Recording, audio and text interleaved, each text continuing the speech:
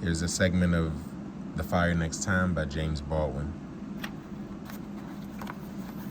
Dear James, I have begun this letter 5 times and torn it up 5 times.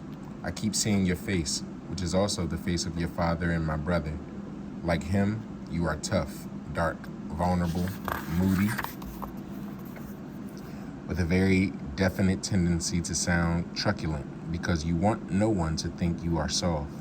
You may be like your grandfather in this, I don't know, but certainly both you and your father resemble him very much physically.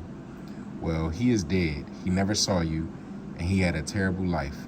He was defeated long before he died because, at the bottom of his heart, he really believed that what white people said about him.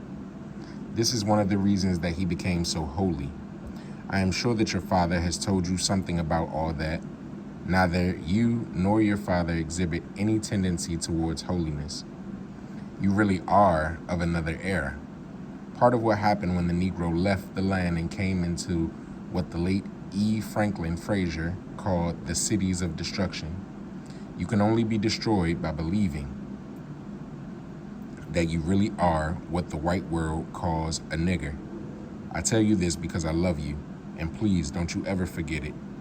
I have known both of you all your lives, have carried your daddy in my arms and on my shoulders, kissed and spanked him, and watched him learn to walk. I don't know if you've known anybody from that far back, if you loved anybody that long, first as an infant, then as a child, then as a man. You gain a strange perspective on time and human pain and effort. Other people cannot see what I see whenever I look into your father's face. For behind your father's face, as it is today, are all those other faces which were his. Let him laugh, and I see a cellar your father does not remember, and a house he does not remember, and I hear in his present laughter, his laughter as a child. Let him curse, and I remember him falling down the cellar steps and howling, and I remember with pain his tears, which my hand or your grandmother so easily wiped away. But no one's hand can wipe away those tears he sheds invisibly today, which one hears in his laughter and in his speech and in his songs. I know what the world has done to my brother, and how narrowly he has survived it. And I know which is much worse, and this is the crime of which I accuse my country and my countrymen, and for which neither I nor time nor history will ever forgive them, that they have destroyed and are destroying hundreds of thousands of lives and don't know it and do not want to know it. One can be, indeed, one must strive to become tough and philosophical concerning destruction and death. For this is what most of mankind has been best at since we have heard of man. But remember, most of mankind is not all of mankind. But it is not permissible that the authors of devastation should also be innocent. It is the innocence which constitutes the crime. Now, my dear namesake, these innocent and well-meaning people, your countrymen, have caused you to be born under conditions not very far removed from those described for us by Charles Dickens in the London of more than 100 years ago. I hear the chorus of the innocent screaming, "No, this is not true. How bitter you are." But I'm writing this letter to you to try to tell you something about how to handle them, for most of them do not yet really know that you exist. I know the conditions under which you were born, for I was there. Your countrymen were not there and haven't made it yet. Your grandmother was also there, and no one has ever accused her of being bitter. I suggest that the innocents check with her. She isn't hard to find. Your countrymen don't know that she exists either, though she has been working for them all their lives.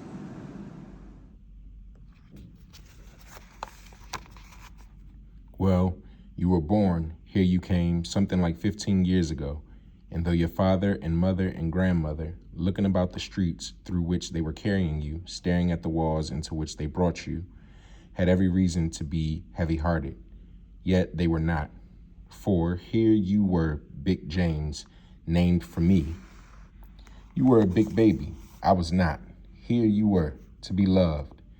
To be loved, baby, hard, at once and forever, to strengthen you against the loveless world. Remember that. I know how black it looks today for you, It looked bad that day too. Yes, we were trembling. We have not stopped trembling yet. But if we had not loved each other, none of us would have survived. And now you must survive because we love you, and for the sake of your children and your children's children. This innocent country set you down in a ghetto in which, in fact, it intended that you should perish. Let me spell out precisely what I mean by that. For the heart of the matter is here, and the root of my dispute with my country. You were born where you were born and faced the future that you faced because you were black and for no other reason. The limits of your ambition were, thus, expected to be set forever. You were born into a society which spelled out with brutal clarity, and in as many ways as possible, that you were a worthless human being. You were not expected to aspire to excellence. You were expected to make peace with mediocrity. Wherever you have turned, James, in your short time on this earth, you have been told where you could go and what you could do and how you could do it and where you could live and whom you could marry. I know your countrymen do not agree with me about this. I hear them saying, you exaggerate. They do not know Harlem, and I do. So do you. Take no one's word for anything, including mine, but trust your experience. Know whence you came. If you know whence you came, there is really no limit to where you can go. The details and symbols of your life have been deliberately constructed to make you believe what white people say about you. Please try to remember that what they believe as well as what they do and cause you to endure does not testify to your inferiority, but to their inhumanity and fear. Please try to be clear, dear James, through the storm which rages about your youthful head today, about the reality which lies behind the words acceptance and integration. There is no reason for you to try to become like white people, and there is no basis whatever for their impertinent assumption that they must accept you. The really terrible thing, old buddy, is that you must accept them.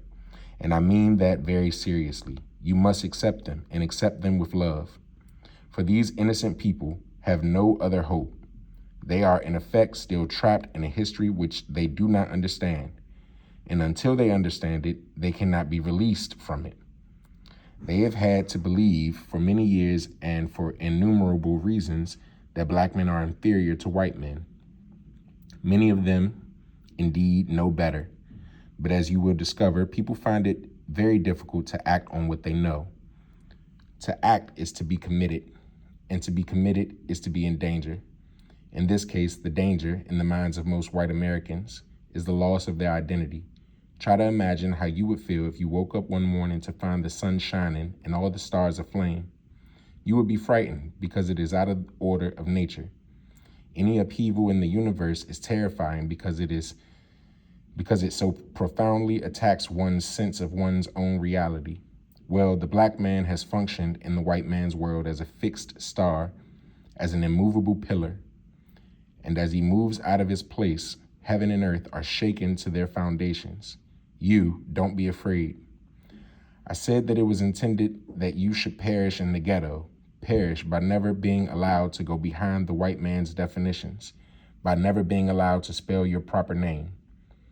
You have, and many of us have, defeated this intention, and by a terrible law, a terrible paradox, those innocents who believed that your imprisonment made them safe are losing their grasp of reality. But these men are your brothers, your lost younger brothers. And if the word integration means anything, this is what it means, that we with love shall force our brothers to see themselves as they are, to cease fleeing from reality and begin to change it. For this is your home, my friend. Do not be driven from it. Great men have done great things here and will again, and we can make America what America must become. It will be hard, James, but you come from sturdy peasant stock, men who picked cotton and dammed rivers and built railroads, and in the teeth of the most terrifying odds, achieved an unassailable and monumental dignity. You come from a long line of great poets, some of the greatest poets since Homer. One of them said, "The very time I thought I was lost, my dungeon shook and my chains fell off." You know and I know that the country is celebrating 100 years of freedom, 100 years too soon. We cannot be free until they are free. God bless you, James, and Godspeed, your Uncle James.